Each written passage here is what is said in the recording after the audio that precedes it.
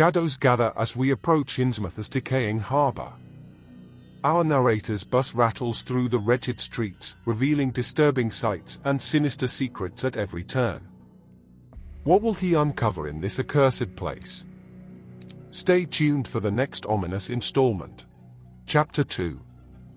Shortly before 10 the next morning, I stood with one small valise in front of Hammond's drugstore in Old Market Square waiting for the Innsmouth bus.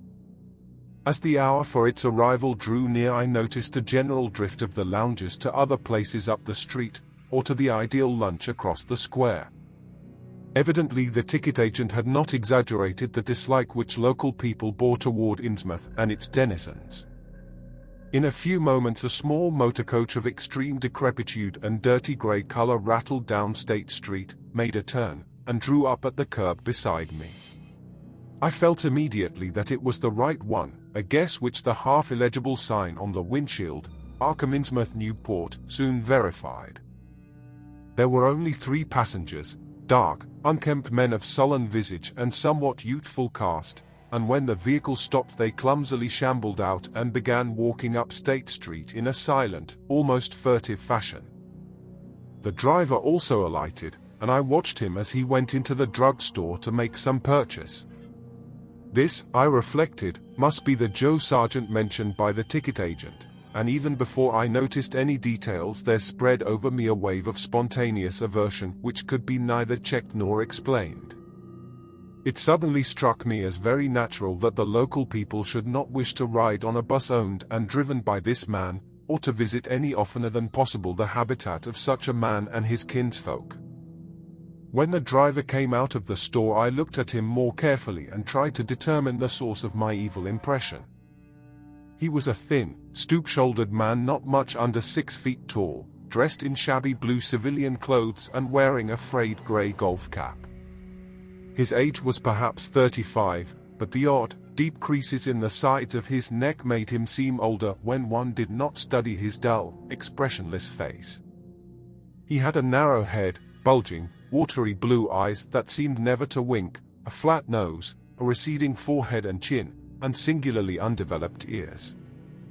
His long, thick lip and coarse-pored, greyish cheeks seemed almost beardless except for some sparse yellow hairs that straggled and curled in irregular patches, and in places the surface seemed queerly irregular, as if peeling from some cutaneous disease. His hands were large and heavily veined, and had a very unusual greyish-blue tinge. The fingers were strikingly short in proportion to the rest of the structure, and seemed to have a tendency to curl closely into the huge palm. As he walked toward the bus I observed his peculiarly shambling gait and saw that his feet were inordinately immense. The more I studied them the more I wondered how he could buy any shoes to fit them. A certain greasiness about the fellow increased my dislike. He was evidently given to working or lounging around the fish docks and carried with him much of their characteristic smell. Just what foreign blood was in him I could not even guess. His oddities certainly did not look Asiatic, Polynesian, Levantine, or Negroid, yet I could see why the people found him alien.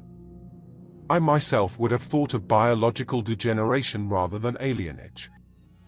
I was sorry when I saw that there would be no other passengers on the bus. Somehow I did not like the idea of riding alone with this driver.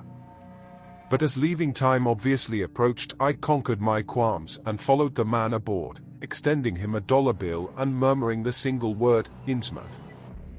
He looked curiously at me for a second as he returned 40 cents change without speaking.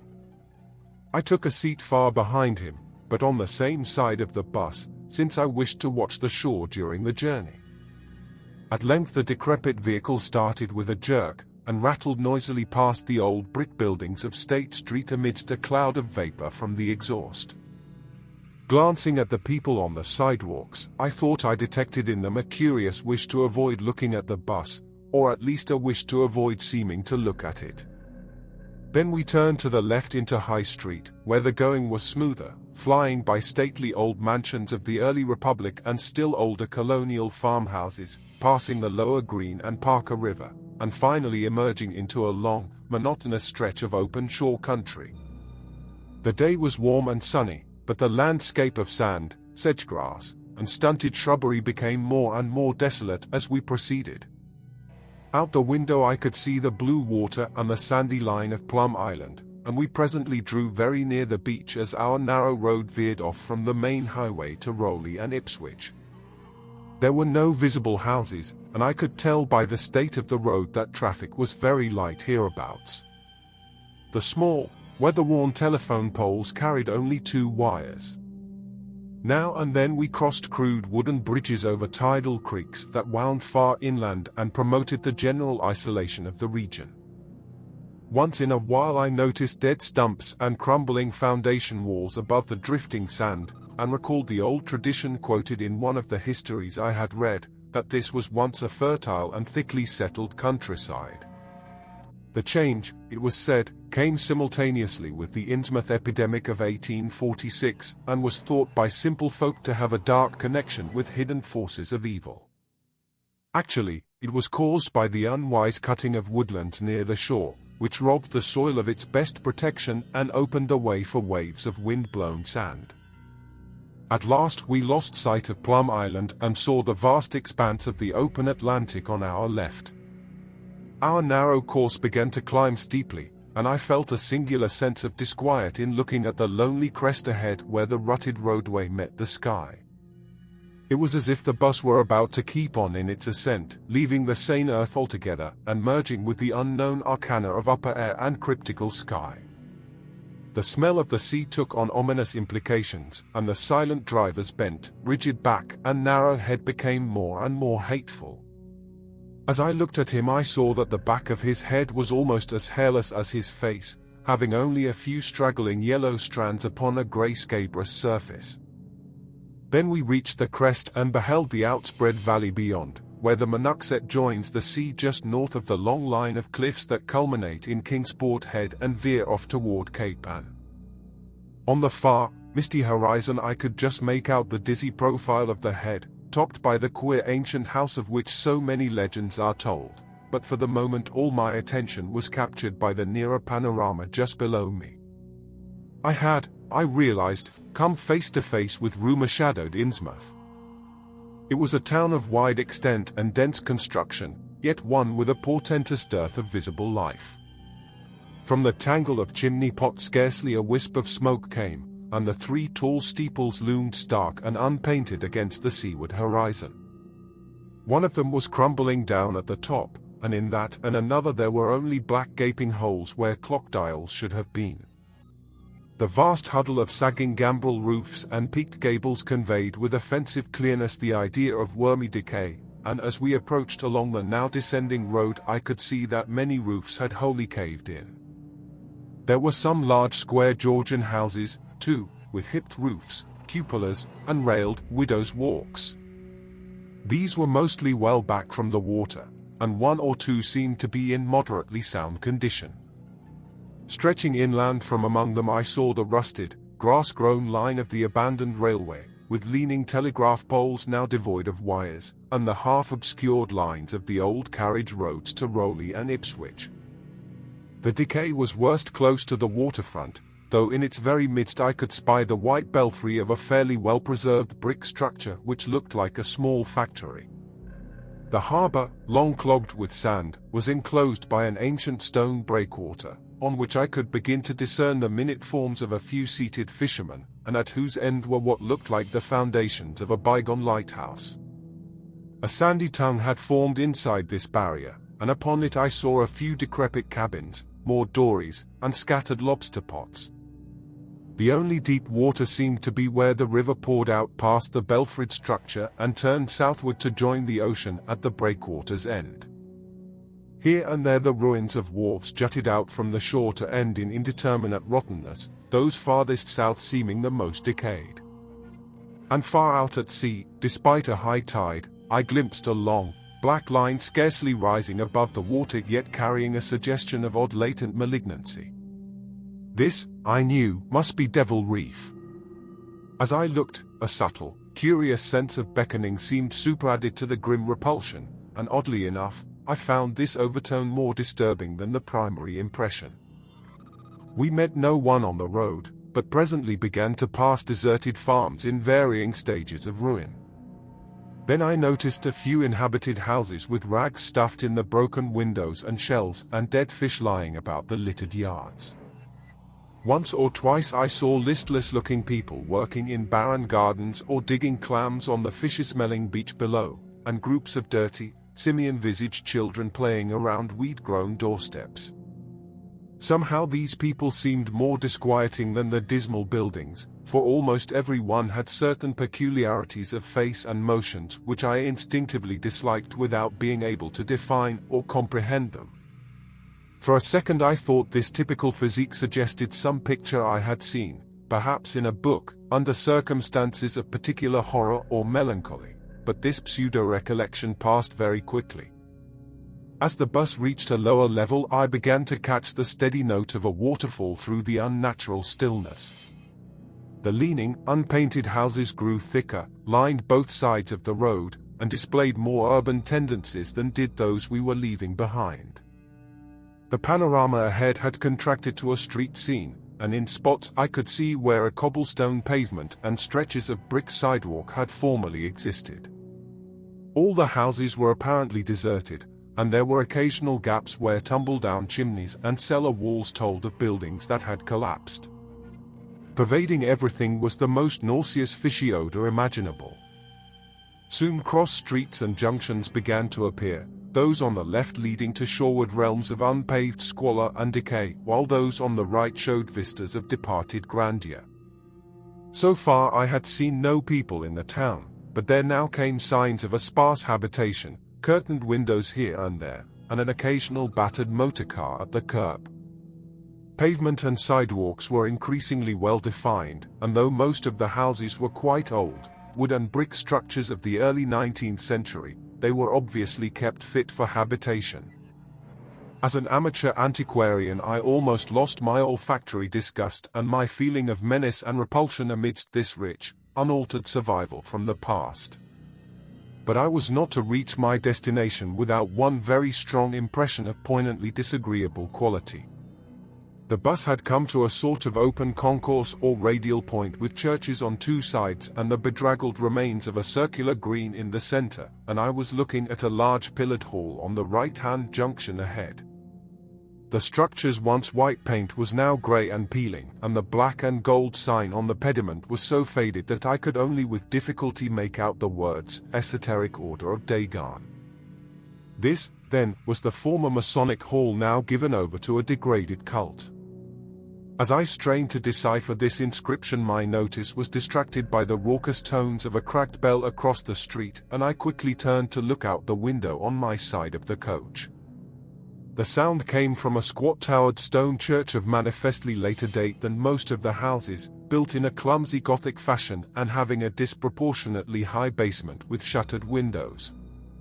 Though the hands of its clock were missing on the side I glimpsed, I knew that those hoarse strokes were telling the hour of 11. Then suddenly all thoughts of time were blotted out by an onrushing image of sharp intensity and unaccountable horror which had seized me before I knew what it really was.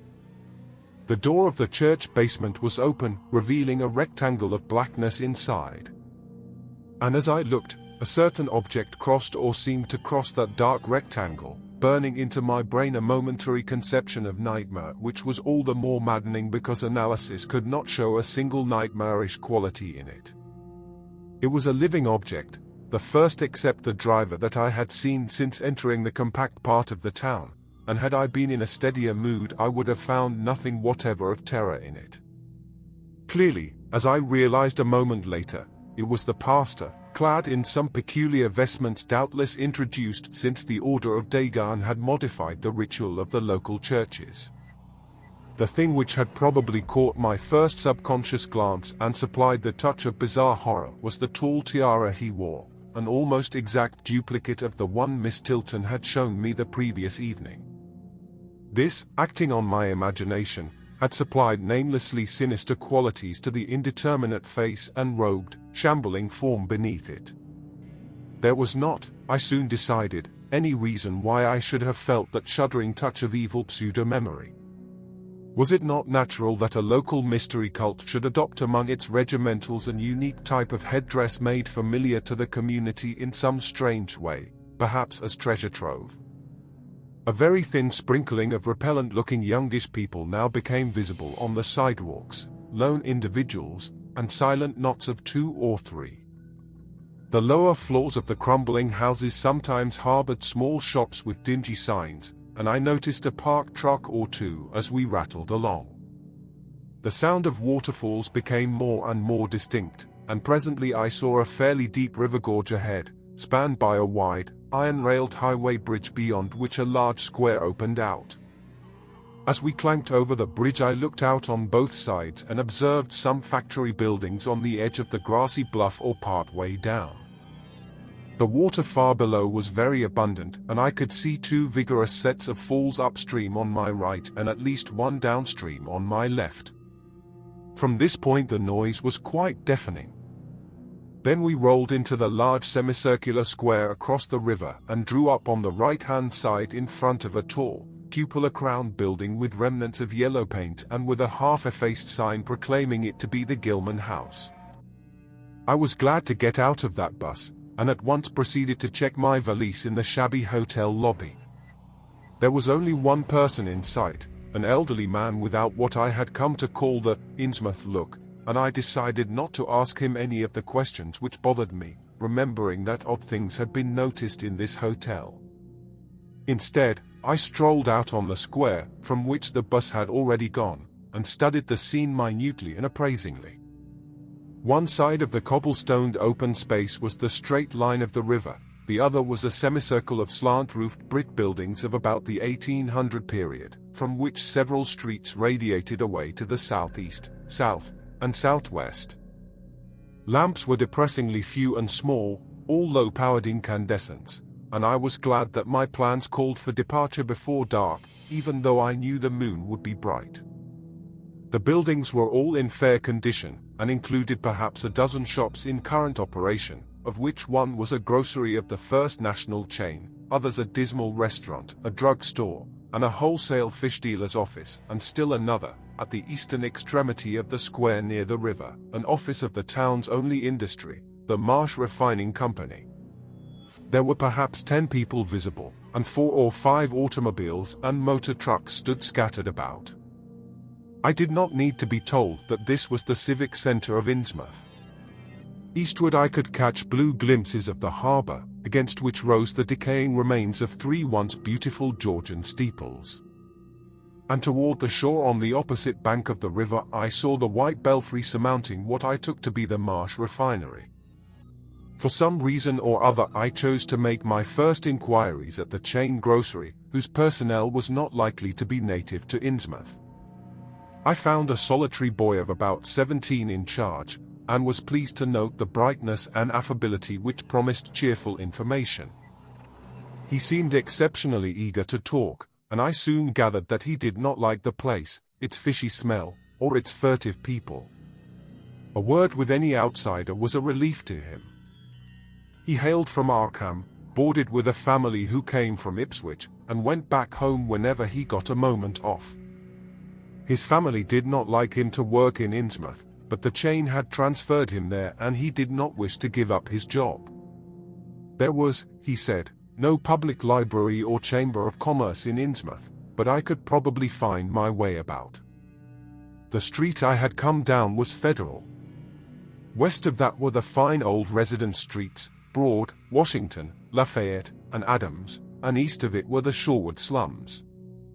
It was in these slums, along Main Street, that I would find the old Georgian churches, but they were all long abandoned. It would be well not to make oneself too conspicuous in such neighborhoods, especially north of the river, since the people were sullen and hostile. Some strangers had even disappeared. Certain spots were almost forbidden territory, as he had learned at considerable cost. One must not, for example, linger much around the Marsh Refinery, or around any of the still-used churches, or around the pillared order of Dagon Hall at New Church Green. Those churches were very odd, all violently disavowed by their respective denominations elsewhere, and apparently using the queerest kind of ceremonials and clerical vestments. Their creeds were heterodox and mysterious, involving hints of certain marvelous transformations leading to bodily immortality, of a sort, on this earth. The youth's own pastor, Dr. Wallace of Asbury M.E. Church in Arkham, had gravely urged him not to join any church in Innsmouth. As for the Innsmouth people, the youth hardly knew what to make of them.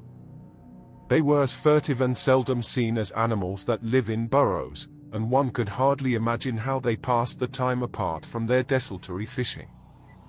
Perhaps, judging from the quantities of bootleg liquor they consumed, they lay for most of the daylight hours in an alcoholic stupor. They seemed sullenly banded together in some sort of fellowship and understanding, despising the world as if they had access to other and preferable spheres of entity.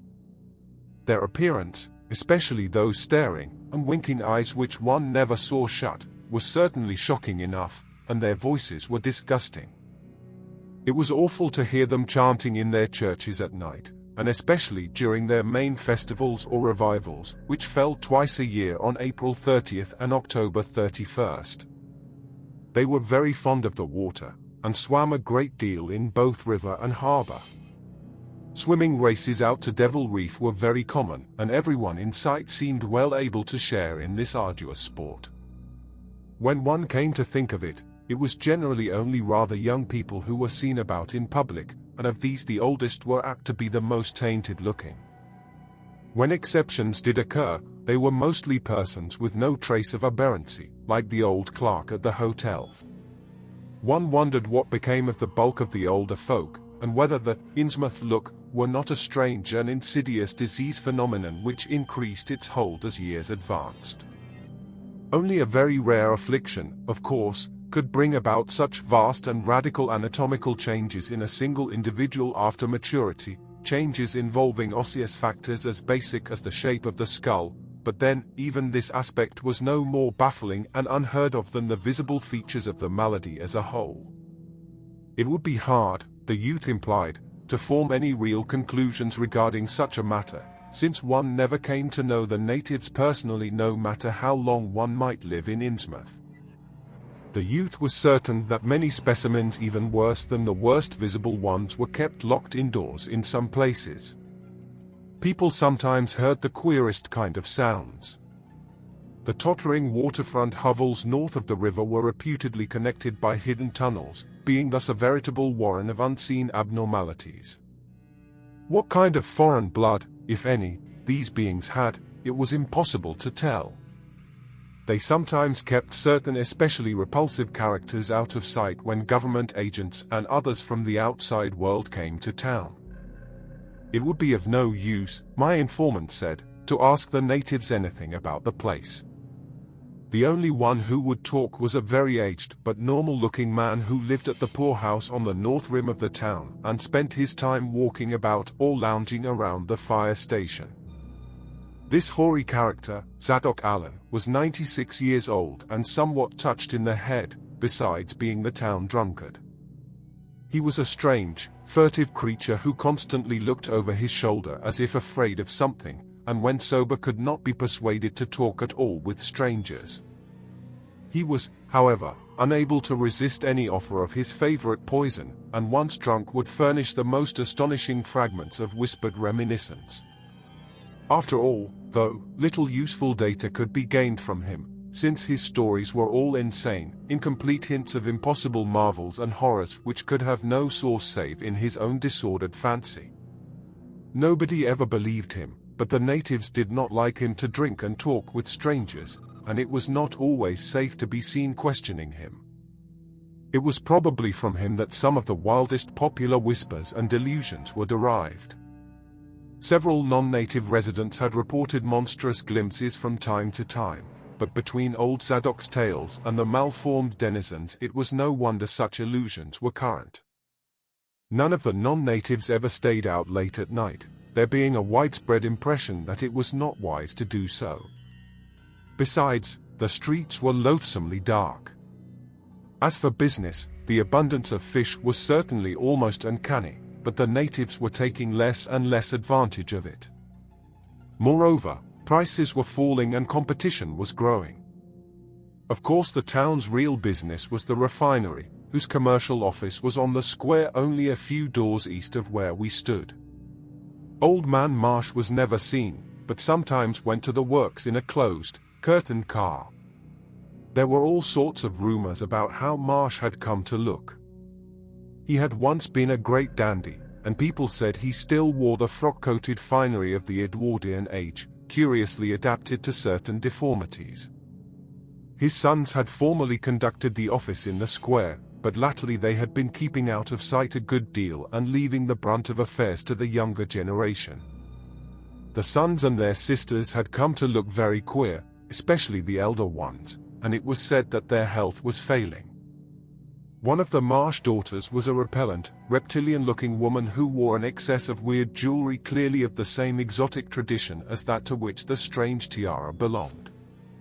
My informant had noticed it many times, and had heard it spoken of as coming from some secret hoard, either of pirates or of diamonds. The clergymen, or priests, or whatever they were called nowadays, also wore this kind of ornament as a headdress, but one seldom caught glimpses of them. Other specimens the youth had not seen, though many were rumored to exist around Innsmouth. The Marshes, together with the other 3 gently bred families of the town, the Waits, the Gilmans, and the Elliots, were all very retiring. They lived in immense houses along Washington Street, and several were reputed to harbor in concealment certain living kinsfolk whose personal aspect forbade public view, and whose deaths had been reported and recorded. Warning me that many of the street signs were down, the youth drew for my benefit a rough but ample and painstaking sketch map of the town's salient features. After a moment's study I felt sure that it would be of great help, and pocketed it with profuse thanks. Disliking the dinginess of the single restaurant I had seen, I bought a fair supply of cheese crackers and ginger wafers to serve as a lunch later on. My program, I decided, would be to thread the principal streets, talk with any non-natives I might encounter, and catch the 8 o'clock coach for Arkham. The town, I could see, formed a significant and exaggerated example of communal decay, but being no sociologist I would limit my serious observations to the field of architecture. Thus I began my systematic though half-bewildered tour of Innsmouth's narrow, shadow-blighted ways. Crossing the bridge and turning toward the roar of the lower falls, I passed close to the Marsh refinery, which seemed oddly free from the noise of industry. This building stood on the steep river bluff near a bridge and an open confluence of streets which I took to be the earliest civic center, displaced after the revolution by the present town square. Recrossing the gorge on the Main Street bridge, I struck a region of utter desertion which somehow made me shudder. Collapsing huddles of gambrel roofs formed a jagged and fantastic skyline, above which rose the ghoulish, decapitated steeple of an ancient church. Some houses along Main Street were tenanted, but most were tightly boarded up. Down unpaved side streets I saw the black, gaping windows of deserted hovels, many of which leaned at perilous and incredible angles through the sinking of part of the foundations. Those windows stared so spectrally that it took courage to turn eastward toward the waterfront. Certainly, the terror of a deserted house swells in geometrical rather than arithmetical progression as houses multiply to form a city of stark desolation. The sight of such endless avenues of fishy-eyed vacancy and death, and the thought of such linked infinities of black, brooding compartments given over to cobwebs and memories and the conqueror worm, start up vestigial fears and aversions that not even the stoutest philosophy can disperse. Fish Street was as deserted as Main, though it differed in having many brick and stone warehouses still in excellent shape. Water Street was almost its duplicate, save that there were great seaward gaps where wharves had been. Not a living thing did I see, except for the scattered fishermen on the distant breakwater, and not a sound did I hear save the lapping of the harbor tides and the roar of the falls in the Monuxet. The town was getting more and more on my nerves, and I looked behind me furtively as I picked my way back over the tottering Water Street Bridge. The Fish Street Bridge, according to the sketch, was in ruins. North of the river there were traces of squalid life, active fish-packing houses in Water Street, smoking chimneys and patched roofs here and there, occasional sounds from indeterminate sources, and infrequent shambling forms in the dismal streets and unpaved lanes, but I seemed to find this even more oppressive than the southerly desertion. For one thing, the people were more hideous and abnormal than those near the center of the town, so that I was several times evilly reminded of something utterly fantastic which I could not quite place. Undoubtedly the alien strain in the Innsmouth folk was stronger here than farther inland, unless, indeed, the Innsmouth lurk were a disease rather than a blood strain, in which case this district might be held to harbor the more advanced cases. One detail that annoyed me was the distribution of the few faint sounds I heard. They ought naturally to have come wholly from the visibly inhabited houses, yet in reality were often strongest inside the most rigidly boarded-up facades. There were creakings, scurryings, and hoarse doubtful noises, and I thought uncomfortably about the hidden tunnels suggested by the grocery boy. Suddenly I found myself wondering what the voices of those denizens would be like. I had heard no speech so far in this quarter, and was unaccountably anxious not to do so. Pausing only long enough to look at two fine but ruinous old churches at Main and Church Streets, I hastened out of that vile waterfront slum. My next logical goal was New Church Green, but somehow or other I could not bear to repass the church in whose basement I had glimpsed the inexplicably frightening form of that strangely diademed priest or pastor. Besides, the grocery youth had told me that the churches, as well as the Order of Dagon Hall, were not advisable neighborhoods for strangers. Accordingly I kept north along Main to Martin, then turning inland, crossing Federal Street safely north of the Green, and entering the decayed patrician neighborhood of Northern Broad, Washington, Lafayette, and Adams Streets.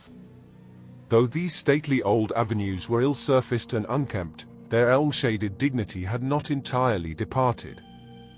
Mansion after mansion claimed my gaze, most of them decrepit and boarded up amidst neglected grounds, but one or two in each street showing signs of occupancy.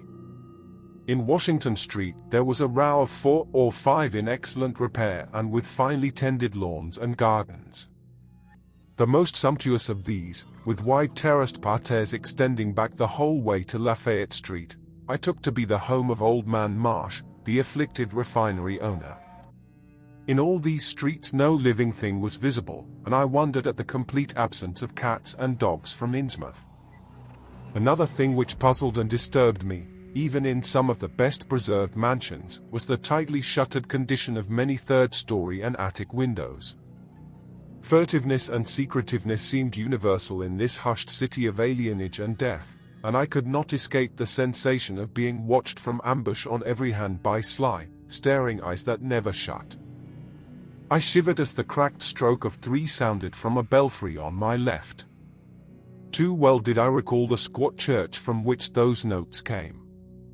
Following Washington Street toward the river, I now faced a new zone of former industry and commerce, noting the ruins of a factory ahead, and seeing others, with the traces of an old railway station and covered railway bridge beyond, up the gorge on my right. The uncertain bridge now before me was posted with a warning sign, but I took the risk and crossed again to the south bank where traces of life reappeared. Furtive, shambling creatures stared cryptically in my direction, and more normal faces eyed me coldly and curiously.